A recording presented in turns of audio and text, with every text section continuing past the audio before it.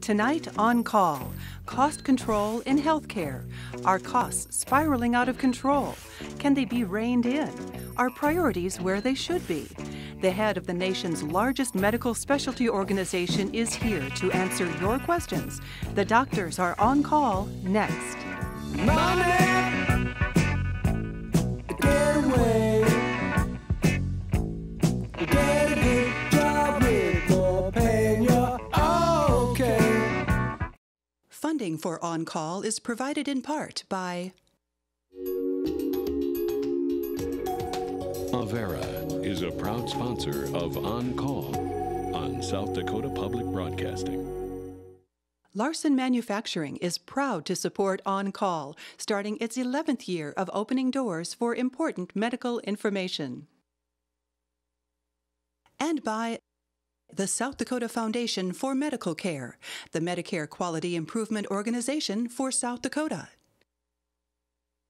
Additional funding provided by Dakotacare, Regional Health, the Brookings Health System, Dr. Mark Bubach with Dakota Allergy and Asthma, the South Dakota American College of Physicians, and Swiftel Communications. Closed captioning for On Call is provided by the generous support of Avera, the Brookings Health System, and Fishback Financial Corporation.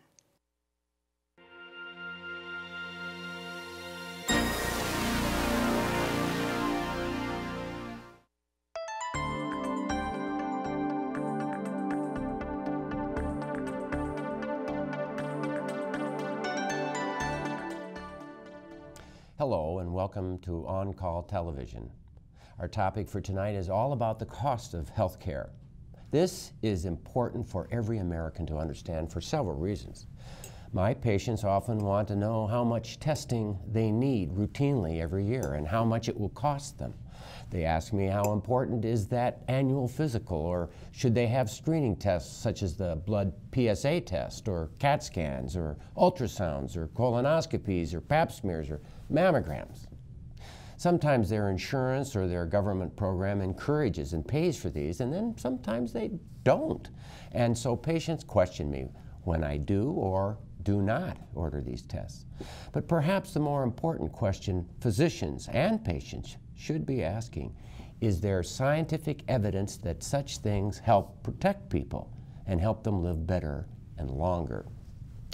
Also, every viewer should be realizing that spending for health care in the United States is estimated to be the most expensive system in the world. In fact, we are twice as expensive as the world's top 15 most costly health care systems. As advisor to the president, Peter Orszag cautioned that the rate of growth in health care spending is the single most important factor in determining the national fiscal condition. It has been estimated that easily 30% of what we spend on health care every year in the U.S. is of no help to patients. $200 to $250 billion are wasted every year on unnecessary testing or treatment. And although President Obama's effort with the ACA, also lovingly called Obamacare, has been a huge step toward providing insurance coverage for more people, experts suggest that much more government policy making will be needed to control costs. How should and will we do that as a country? That question physicians, hospital systems, the insurance industry, and most importantly, every patient and person should be asking. Well, to help us with such questions about this issue of cost is our honored guest tonight, Dr. Stephen Weinberger, MD, and CEO of the American College of Physicians, or the ACP. The ACP is the professional organization of internists in internal medicine, the field of medicine especially concentrating in the prevention, detection, and treatment of illness in adults, is my organization. ACP members include 129,000 internal medicine physicians, related subspecialists, and medical students. Dr. Weinberger became the CEO to the ACP in 2010, but prior to this, served as faculty associate dean for medical education and professor of medicine at Harvard Medical School, among other many other roles in medical education. Dr. Weinberger has written numerous original and review articles as well as multiple chapters for the leading textbooks of internal medicine and served on the editorial board of the New England Journal of Medicine from 1992 to 2000, and more. A graduate of Harvard Medical School, Dr. Weinberger completed residency training in internal medicine at the University of California, San Francisco Medical Center, followed by fellowship training in pulmonary medicine at the National Institutes of Health.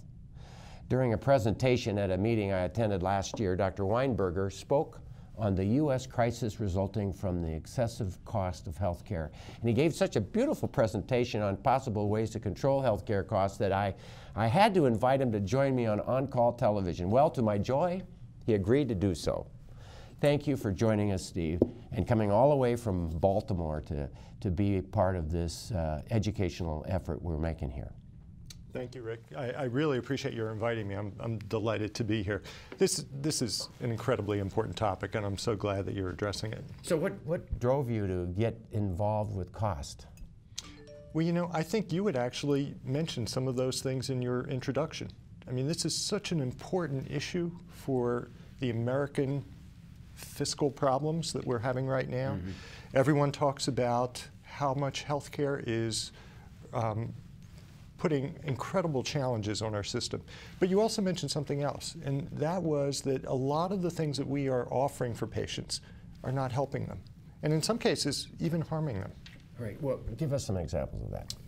Well, for example, there are many diagnostic tests that we use where a specific example would be MRI scans, magnetic resonance imaging for low back pain. Costs a lot of money to get one of those. Low back pain is a very common problem. And in fact, if you look at it, patients will just get better typically on their own.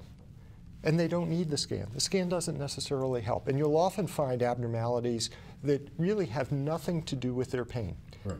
Yeah, I know that you can do MRIs in 100 normal people who are 60, and they're all going to be abnormal, and they all look like there's a need for surgery, and they're fine. Interestingly, sort of along those lines, there was an article that I read recently where they did shoulder MRIs on pictures, I think it was. And essentially all of them had abnormalities. Yeah. You know, the number was so high, independent of whether they had symptoms. Right, so really, now I've heard that 85% of diagnoses occur from the history, 10% from the physical exam, and 5% for tests. Now, you know, there are some people who think that might be a little exaggerated. What do you think? I think that's pretty close. I'll tell you, the history is absolutely critical. Golden. And the experienced physician can give you a good sense of what's going on from the history. Right. Another example of what you were talking about of tests that can even be harmful is the new data that's coming out about the prostatic specific antigen, or the PSA. Tell us about that. Well, this is interesting because we always think that, okay, if you detect cancer early, that's going to help things. But we also know that there are lots of cancers that are not that aggressive, that won't hurt people over time, won't affect their lifespan. The other thing is you take something like PSA and you find a cancer that won't necessarily hurt you in the long run, but you get treatment for it that has complications, urinary incontinence, impotence, these sorts of things. So we really have to balance benefits and harms. And that's not to say that some of those procedures haven't saved lives. I know that people who've had some radical prostatectomy, they're going, oh my goodness, did I really need to do that? And the answer is, don't know, but many times it did save lives. Right. So we're not saying that was bad. I'm glad you brought that up. You're absolutely right. Because for a lot of the things that we talk about being overused, those same tests and treatments are often incredibly valuable, but they have to be used in the right setting. I just ordered a PSA on a guy this week, and it told me exactly why he's so very sick. His PSA was 350. There's the diagnosis. Right. And we had known that he had it before, but we didn't realize it was so overwhelming him at this time. Right. And this is the challenge both for physicians and also for patients, to know when something is appropriate and know when something potentially is being overused. What about the yearly physical examination? Well, that's an interesting issue. Yeah. We often think that it's particularly helpful, and we don't have evidence really one way or another whether it changes mortality, for example. And death rate. Death rate. But I do think that it's very important to establish that physician-patient type of trusting relationship. And for that, for the patient to have an opportunity to meet on a regular basis so that the physician knows the patient knows the physician for times when problems do develop. That, I think, is critical. Well, you know, and they always, if we're talking about cost, probably one of the most important things to control costs and reduce costs is that every person should have a doctor. You betcha. And that physical exam once a year, well, I'm fine, I don't know, but I don't have a doctor, I should find a doctor and get that done. When you have a doctor and you start from there, things are cost less. Explain that. Have you seen there's data about primary care and having a patient-centered medical home? Right. Makes a difference. Right. Oh, I think that there's no question that when you have a long-term relationship with a primary care physician, all kinds of things happen. I mean, one, you don't have to go to the emergency room for issues. I mean, that's a huge cost saver. The other thing is, if you've got an illness where, in fact, as a patient, you can do a lot to help yourself. You know when you're getting worse, for example. You can contact your physician. You don't have to be hospitalized, et cetera. Those sorts of things save a lot of money. Well, and then there's the time at the end of a person's life when, you know, doc, when my time comes, I'm ready to, I'm good. I mean, I don't want to go through, I mean, you know, do what you can to make sure that I'm comfortable, you know, but I've lived a good 88 years or 92 years, you know, and it's time to, you know, don't drag me into an intensive care unit. I mean, make sure that I'm comfortable, and if you can do some things that are good, okay. Then I know a direction, and I don't drag them to that intensive care unit. Right. And you've got to be comfortable with that relationship so that yes. As the physician, you can ask the patient, and as the patient, you can express those things to the physician without feeling uncomfortable. Or, and having developed that trust. Yes, absolutely. The trust is critical. The trust is critical. So, well, we're talking about costs, so I don't know that a lot of patients feel comfortable enough to say to their doctor, okay, you just ordered a blood test or an x-ray or something or other. You know, maybe you don't know that I haven't reached my deductible. This is going to cost me the full price. And do you really need to know that? Do you really need to do this test? How many patients really feel comfortable asking their doctor that? Can I tell you a story? Yeah. This is a personal story. A couple of years ago, I had a torn medial meniscus in my knee. The sort of thing that's pretty common these days. Yeah. A knee injury, essentially. And I went to see an orthopedic surgeon and had to get arthroscopic surgery. No, someone I had never met before. Oh, okay. Had to get arthroscopic surgery where they look in with that little scope and then they fix it. And I scheduled the appointment for the surgery. And when I scheduled the appointment for the surgery, the woman behind the desk said, okay, now it's time to go for your preoperative testing. And I had to get a chest x-ray and an electrocardiogram and a whole bunch of blood studies, none of which were indicated. Okay. I mean, you're well otherwise. I'm well otherwise. And I've told this story to a number of people, and the question that always comes up is, well, you're knowledgeable about this. This is something you're interested in. Did you push back and say, I don't need that? Did you? No.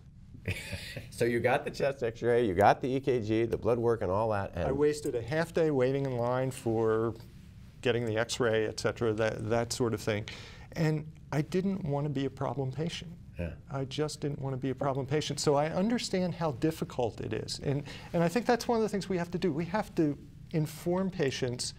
We have to make patients feel comfortable doing that. And we have to make physicians feel comfortable letting their patients do it. Yeah. Well, I seem to have patients that ask me.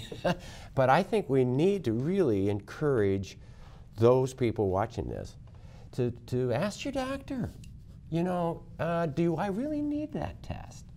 and look into the cost of these things, because sometimes they're terribly expensive. Yeah. I have to give a personal story.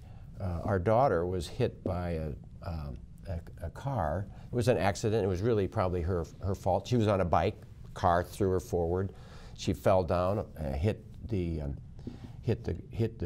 ground, and went to the emergency room. Wow, they did a great job, and what a wonderful emergency room we have in this town. And I've worked in it for a long time, and I was proud to see how they worked it and how she was treated, and the ambulance ride and the care that she got, and then she got an MRI. Well, it was probably appropriate because she was having back pain. It was a kind of a traumatic hit. Well, the MRI, or the CAT scan of her spine, it was a CAT scan of her spine.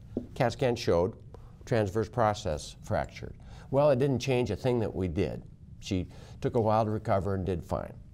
And when we got the bill, it was about $12,000, $10,000 of which was for the x-ray, $2,000 for all that time and care and people working, and I thought, something's wrong with the cost and the distribution of this.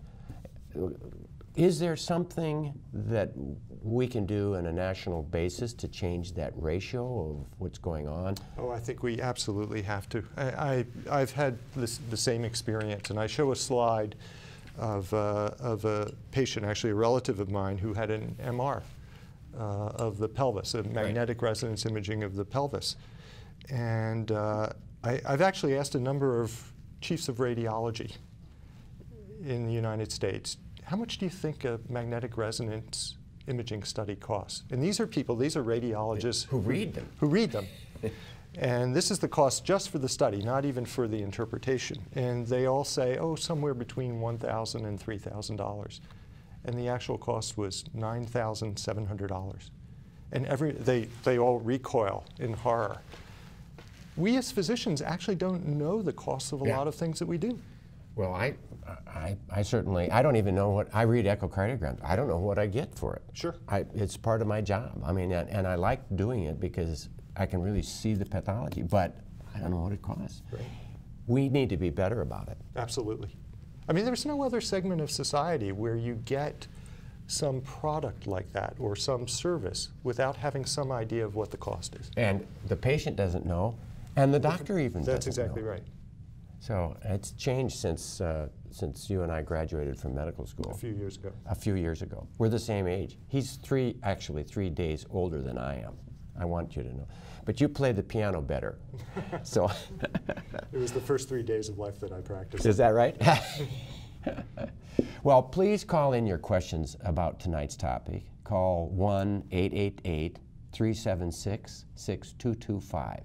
You can also email them to questions@oncalltelevision.com.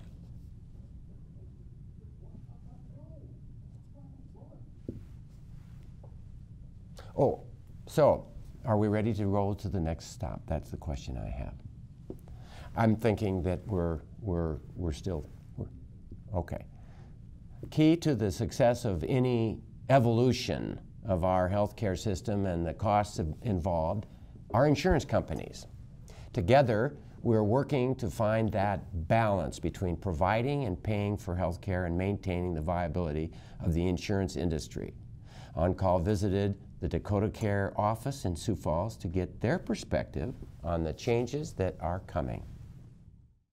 In terms of global cost control that need to be built into a large piece of legislation like the ACA, we're talking about coverage for preventive care, looking at specialty drugs and the rising cost of pharmaceutical care and dealing with that somehow, quality measures in terms of providers, and which providers should provide what procedures, what should be in a standard benefit package, what should or shouldn't be covered, and that's kind of managing expectations of the members as well. Certainly wellness, an approach to try and make our population, whether they be insured or uninsured, healthier so they don't incur the claims in the first place. That's a huge, that's a huge part of it. If you talk about the ACA, I think the one good thing that the ACA is bringing forward is we're trying to solve the problem of uninsured. the uninsured numbers in this country. And if the ACA and the exchanges and everything that are part of that work as they're supposed to, we will tackle that, you know, whether we get everyone uninsured or not. We'll certainly take a big bite out of that. If you look at the Massachusetts exchange, for example, that's been in place for a number of years, you can't argue at all that it's been effective in reducing their uninsured population. They have 98 or 99% of Massachusetts residents insured. The problem is they also have the highest cost health care in the United States. They chose to solve one problem first, and they did it very well. Now their focus is shifting to, okay, now that we have everyone insured, how do we lower the costs?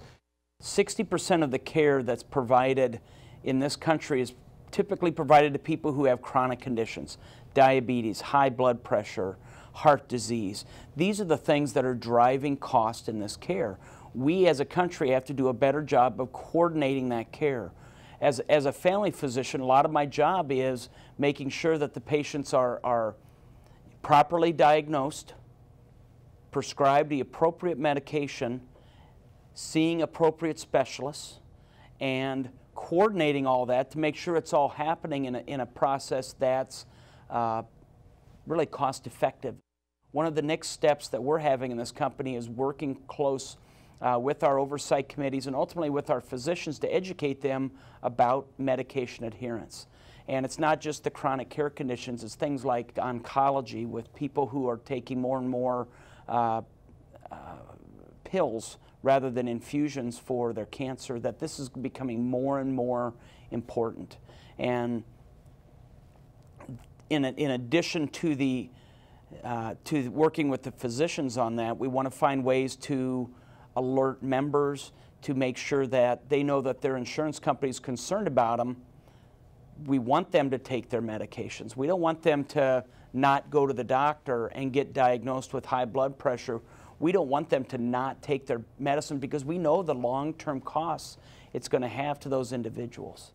The cost of care of certain conditions is going up exponentially in the last couple of years, whereas we can control, you know, what's happening with diabetes, high blood pressure pretty easy, but if somebody develops cancer, then all of a sudden their cost of care is typically over $120,000 because of medications and other kinds of treatments. And you know, those are things that can be prevented through some wellness related things, but it's a long-term investment in people's health.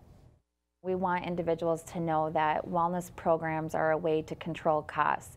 And again, when majority of our healthcare costs are related to lifestyle choices, one way to target those lifestyle choices is wellness programs. So it's a huge benefit to an employer to implement wellness programs. Again, we know that statistics show that there is a 3-to-1 return on investment at minimum by implementing a wellness program. And aside from those numbers, we know that you know, it's just a good benefit for employers to be able to offer. We're able to increase productivity, reduce absenteeism, lower your healthcare costs, all while increasing the morale of your company. And it's a benefit that is available to all employees, you know, even whether or not they're on the insurance plan. So it's a benefit that, although we work with companies that have Dakotacare as their insurance, it's a benefit employers can implement to all of their employees. Our latest project has been a new blogging website that we've just launched this past year.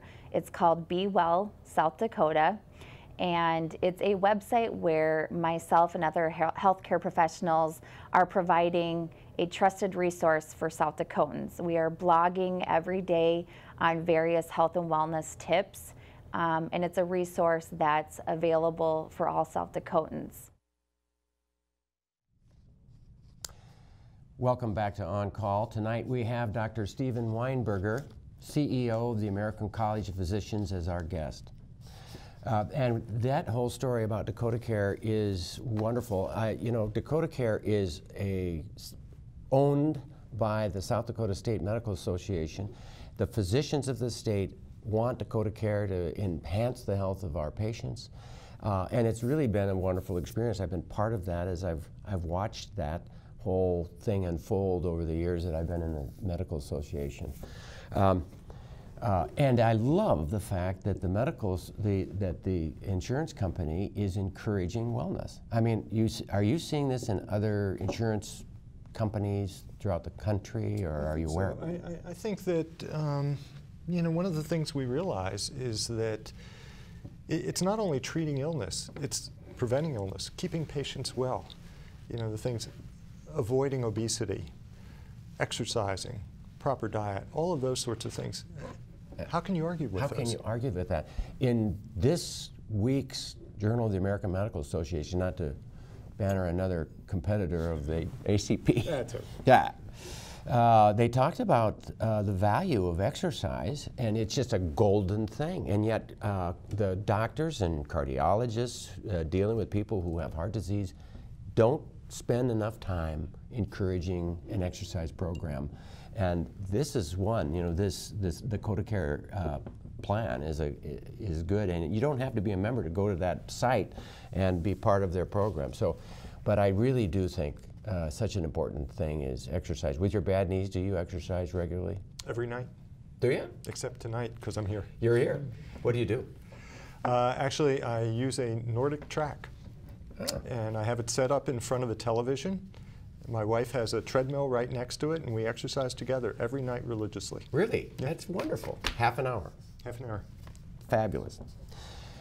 Well, we have a caller, this is from Sioux Falls, stating that there was a lot of money in the last 6 months of life spent, critically ill people in a lot of pain, having things that are done despite, and the studies say, despite the fact that the prognosis is 0, that they're going to die, still a lot of things are done. Advanced directives are not listened to. So this one said, what about assisted suicide? Why can't assisted suicide be considered as a part of health care to limit the excessive spending if a patient does not want treatment to continue? This is a sticky issue. It is a sticky issue. And I think one of the problems is that certainly we as physicians, as part of the Hippocratic Oath, as part of the whole value system of what we do, is not to harm patients. Now, I recognize as well that assisted suicide, when it is something that the patient wants, whether you call that harming the patient or not is difficult to say. But my approach would be different. My approach would be actually to focus on making sure that we do have those conversations beforehand so that we know what a patient wants, so that we can adhere to the patient preferences. And that's what's so critical about having a primary care physician long-term relationship. I'm a hospice director, and I'm a geriatrician, and I've walked the walk, and I just can't go there personally. I do know that states and many doctors have gone with it, but I think there's a huge leap between the position of doing what you can to maximize their comfort and maybe turn up the pain medicine when they're suffering terribly, and if they die early because of my pain medicine, so be it. My goal, my purpose, my intent was to give them comfort. And I think there's a problem that happens when your intent is for them to die. And so I think my patients are generally, who feel this way and ask about it, are comfortable with the realization that I am not going to do any care that would hurt them, that would drag them into further suffering. I'm willing to quit, and I'm willing to turn up that pain medicine if you're hurting, and I'll be there for you.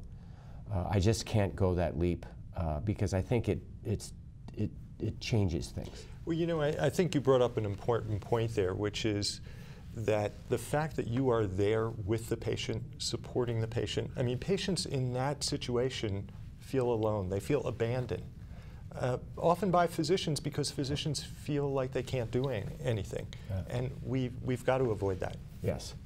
And so, I think we do way too much at the end of people's lives. You can see their prognosis is poor. You can help them through this end without dragging them through undue suffering. The point of the question is well taken, and and I think we could do better. But then there's this whole thing of, oh, you're going to pull the plug on grandma, you know, that whole fear of, oh, you're going to kill me in the end of my life. And the answer is, no, I'm not going there either. I'm going to be there for you. I'll do what you wanted. If you wanted to be on that respirator, you'll be on it. If we think that it will make a difference.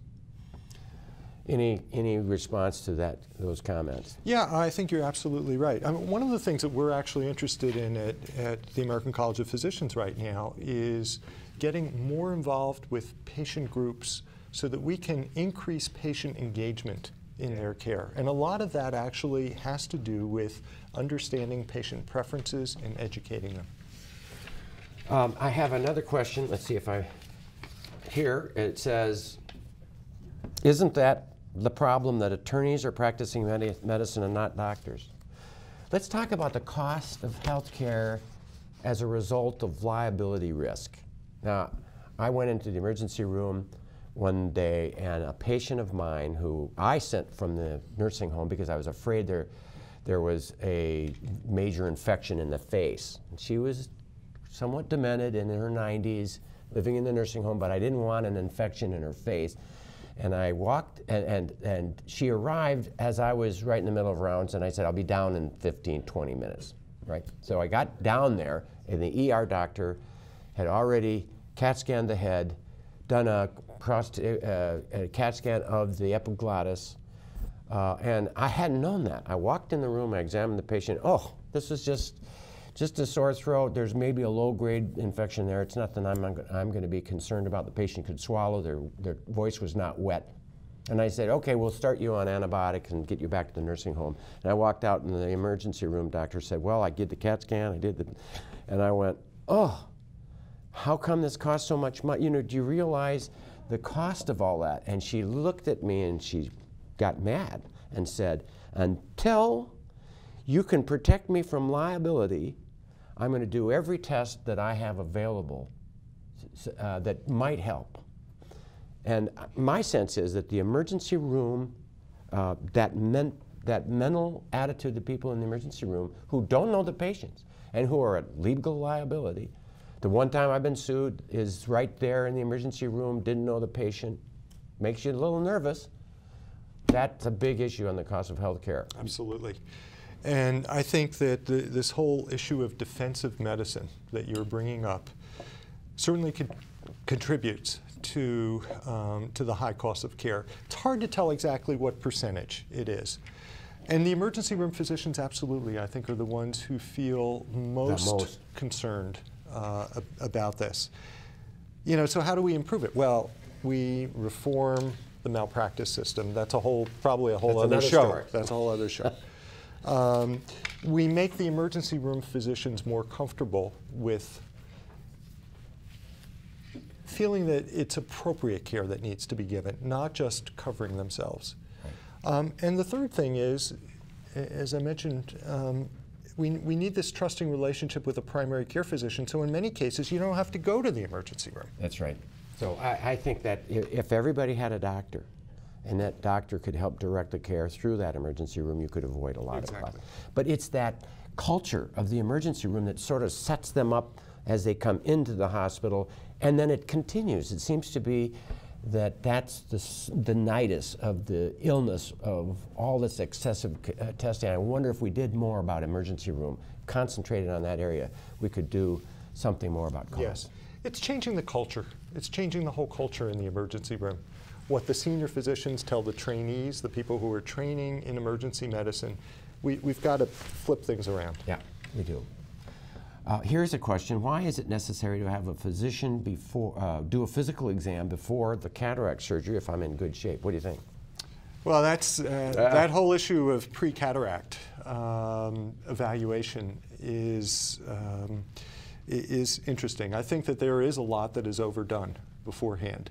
Now, in fact, what I would say, in the best of all possible worlds, you already have a primary care physician who has been taking care of you, and in fact, if you're fine, you don't need a special examination just before the cataract exam. A yay or nay from your primary care doctor would be enough. Right. If you didn't have a primary care doctor, maybe you needed it. Right, but then in fact, that's getting you into the system Right. so that you develop that primary That's care a relationship. window of opportunity Exactly.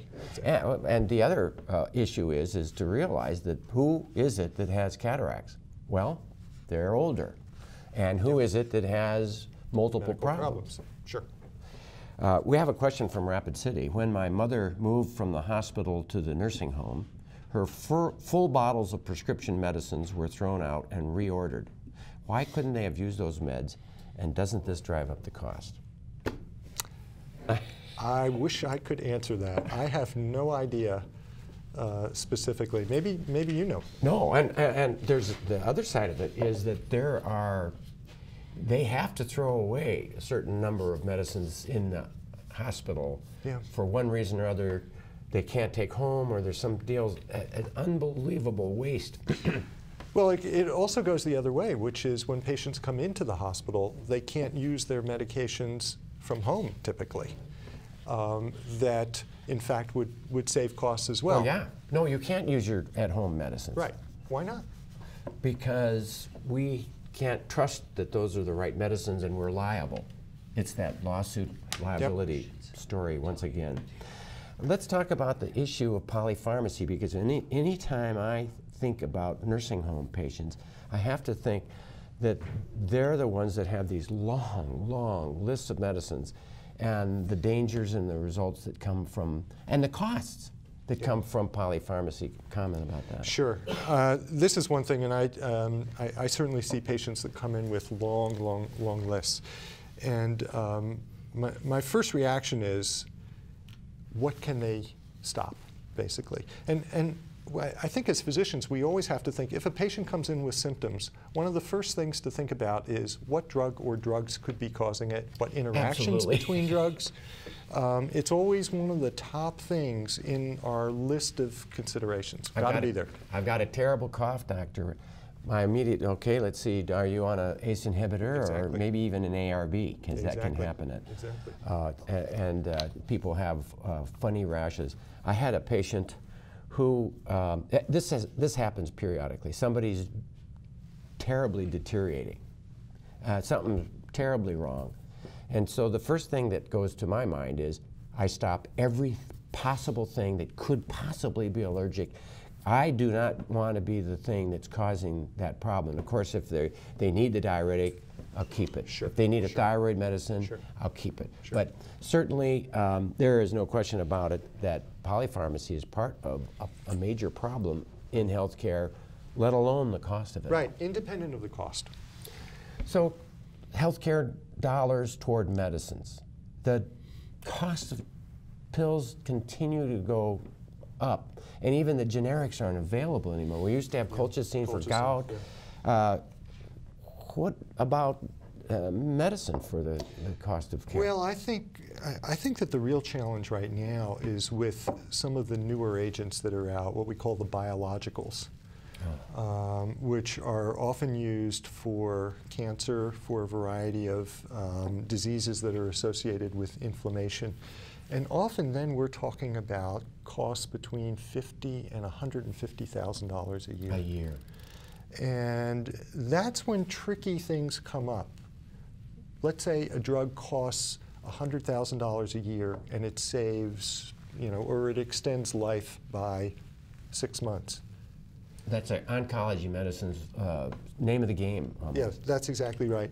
That's a societal issue that I think is very difficult to address. But I think, quite frankly, we're going to have to address it in American society because we're going to be seeing more and more of those medications. That's the way that drug companies are going. Yeah. So one biologic comes out, and you see rheumatoid arthritis that used to kill people in 7 or 8 years, and in a raging, terrible rheumatoid arthritis, and now they live on. And it's a wonderful thing. Yes. They're normal.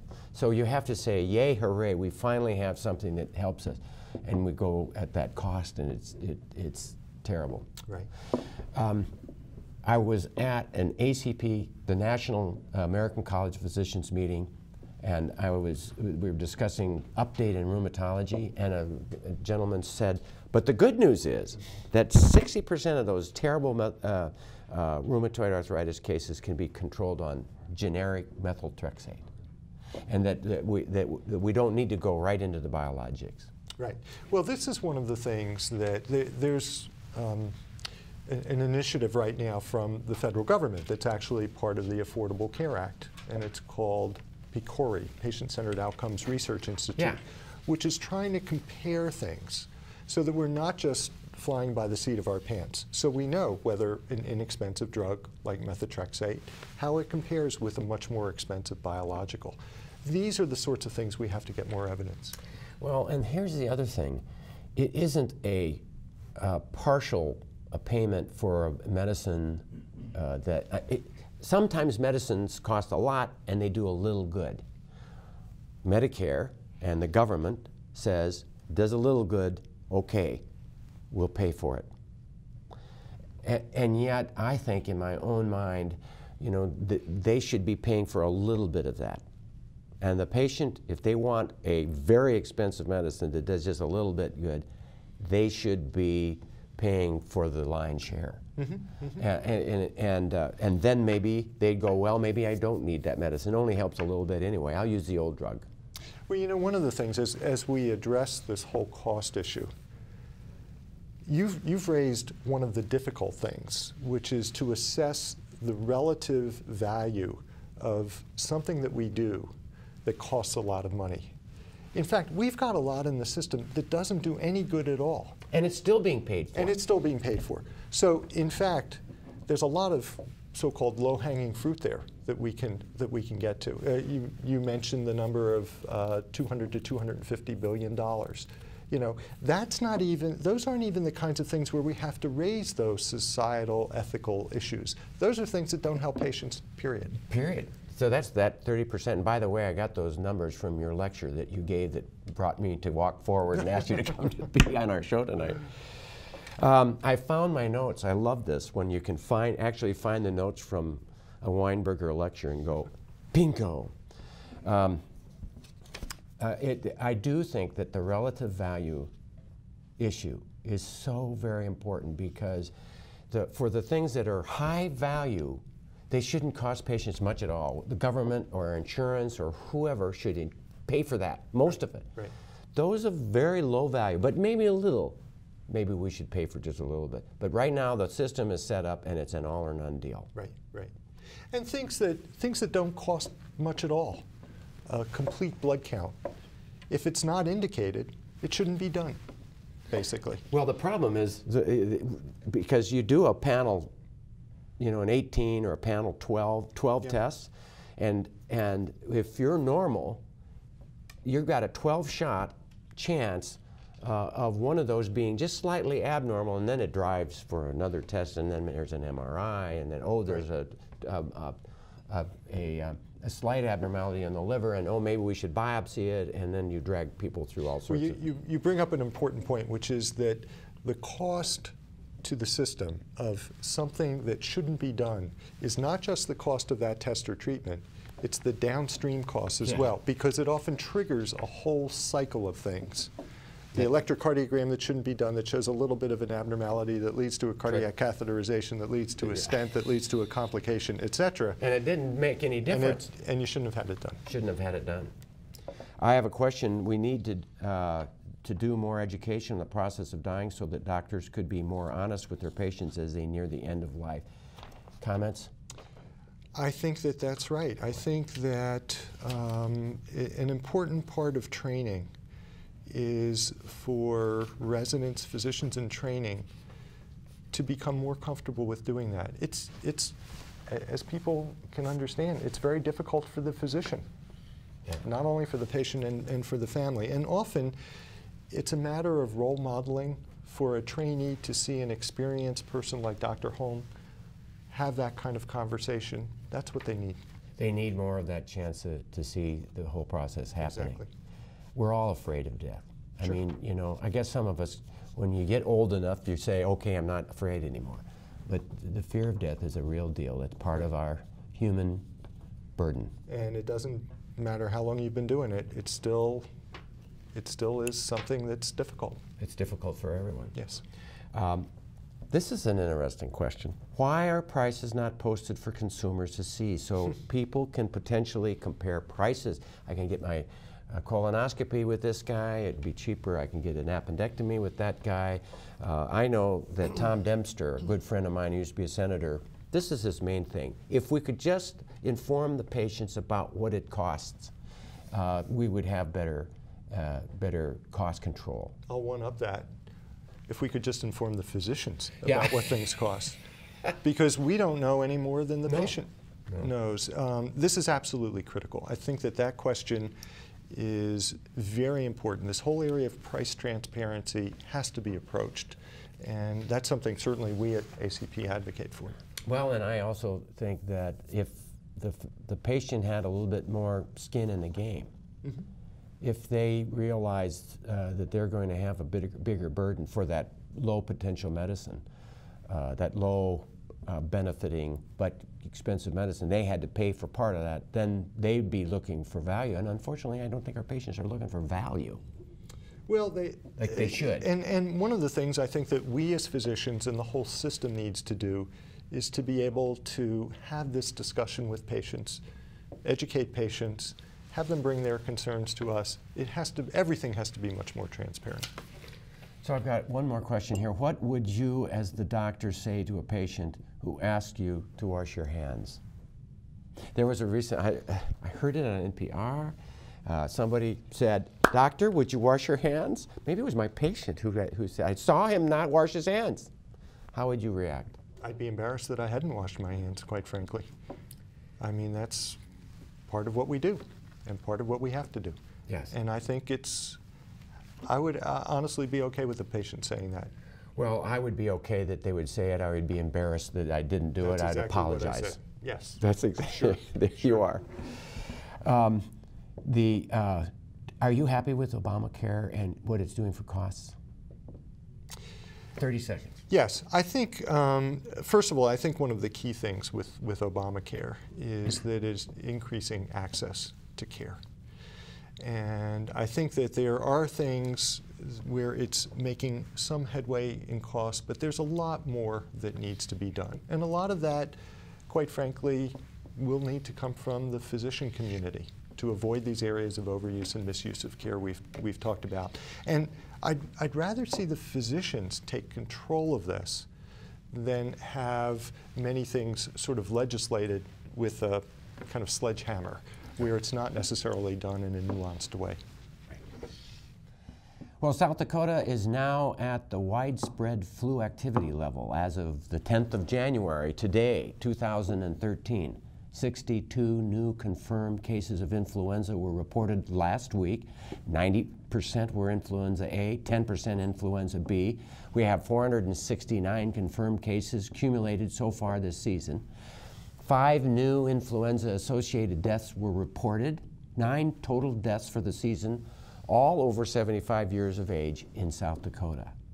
21 new influenza-associated hospitalizations reported this week, 135 hospitalizations so far this season. Well, earlier we talked about prevention as a cost-cutting power. One of the best things you can do is to get your flu shot. With 2012 behind us, our thoughts turn to romance. That's right. We're entering a time of year symbolized by none other than the flu bug. Did you know flu season usually doesn't peak until February, sometimes even later? Why take chances? It's not too late to get vaccinated, because stopping the flu starts with you. Well, why does the U.S. have the most expensive health care system in the world? Experts say the most powerful stimulus for excessive health care spending here simply results from third parties paying for care, rather than patients being responsible. Someone else is shelling out for it, so it's human nature to expect and demand the most you can get. The solution should therefore follow that in order to control costs, policies should be developed which would require patients and families to share responsibility for the cost of care. Patients need to have the incentive to look for value. Until the patient feels the bite, I believe there is no amount of regulation or law limiting care that will bring the cost down. Data shows that we have regulated till we're blue in the face without success, compelling doctors and hospitals to fill out forms for expensive medicines, scooters, diabetic shoes, demanding that they follow protocols for costly MRIs, x-rays, and tests. And while such regulations have accelerated in this country, physicians and patients have been angered, care has slowed down, and the costs have continued to skyrocket. Someone has to make the tough choices, when appropriate, not to waste money on expensive, heavily marketed, but minimally helpful advancing technology, testing, and medicines. Those tough choices cannot be made by physicians who can be sued at the drop of a hat for any bad result, cannot be made by government regulators who do not have an understanding of the intricacies of the patient's true needs, and cannot be made by insurance payers responsible for saving money for the company. Those tough choices have to be shared and directed by patients with education and consultation and the direction of their personal physician. But there are problems. How do we deal fairly with all when some people are rich, some are poor, and most are in between? How do we keep people from making bad, uninformed choices? How do we protect the failing elderly from an uncaring family? Could there be a way to adjust the shared costs according to the patient's ability to pay for the care and to the scientifically proven value of the test or intervention? Patients would pay according to income, more for minimally helpful interventions, less for high-value medicine. Patients need to have the incentive to search and find value. We should expect more from Washington than more regulation. Response to that? This whole issue of payment is something that is on the top of everyone's radar screen in healthcare. And exactly what should be the degree of regulation with that. To tell you the truth, I don't have the answer. It's very complicated. I know Washington doesn't have the answer right now. I think that what we need to do is to have these kinds of discussions, particularly with the patient community, and have that open dialogue. Well, this brings to a close our show on the cost of health care. I sincerely thank our studio guest, Dr. Stephen Weinberger, CEO of the American College of Physicians, for helping answer all the wonderful questions from our audience. Next week, our panel of doctors will address a variety of questions in our popular Ask Anything format. So get your questions ready and be sure to join us. I encourage you to visit the BeWellSouthDakota.com website. It's full of information and suggestions that can help you improve your daily lifestyle. That is BeWellSouthDakota.com. Well, the great Boston Celtics coach Red Auerbach put it this way: the best way to forget oneself is to look at the world with attention and love. Until next time, stay healthy out there, people.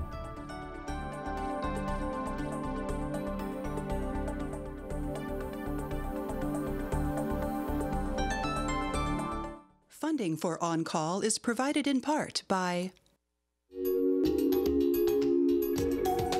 Avera is a proud sponsor of On Call on South Dakota Public Broadcasting. Larson Manufacturing is proud to support On Call, starting its 11th year of opening doors for important medical information. And by the South Dakota Foundation for Medical Care, the Medicare Quality Improvement Organization for South Dakota. Additional funding provided by Dakotacare, Regional Health, the Brookings Health System, Dr. Mark Bubach with Dakota Allergy and Asthma, the South Dakota American College of Physicians, and Swiftel Communications.